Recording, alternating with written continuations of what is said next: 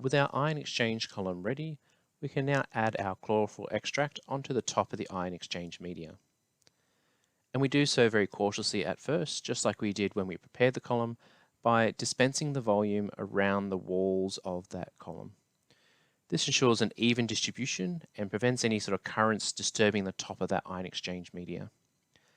As the distance between that ion exchange media and the top of the meniscus gets further, we can start to add in our volume a little bit quicker on one side. If we have a look at the color of our ion exchange, we can see that we've lost our brilliant orange color and it's now a sort of a yellowy green, and we've now got a green extract coming through the bottom of that column. But what's happening on that molecular level again? So you can see this time we have acetone as our solvent, and as our chlorophyll makes its way through the ion exchange resin, that magnesium center on that chlorophyll is going to exchange for 2 protons on that ion exchange resin. So that magnesium will now be trapped on that resin, and our molecule, which now becomes pheophytin A, elutes out of that column, which is what's coming out the bottom of our column there. And the same thing is going to happen for our chlorophyll B to generate our pheophytin B as well. So we've loaded our entire sample onto that column, and we need to wait for it to make its way down through the ion exchange media into our collection flask at that bottom. So we'll skip through to the end here.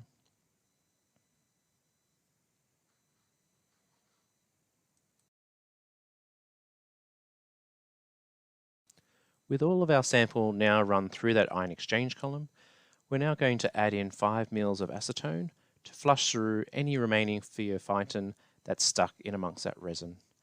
So just like before, we're going to cautiously add the acetone initially by adding it around the sides of that column. We don't want to disturb the surface of that column, and we want to flush all of our sample out the bottom of that column. Take note of the color change as that acetone makes its way through. The resin returns back to its bright orange color, and our eluted solution is now colorless, indicating that our pheophytin has fully eluted from our column. And just like we did in that first experiment, we're going to put aside 1 milliliter of our pheophytin solution that we'll use in our TLC analysis. Note the color difference between the chlorophyll and the pheophytin solution in your logbook.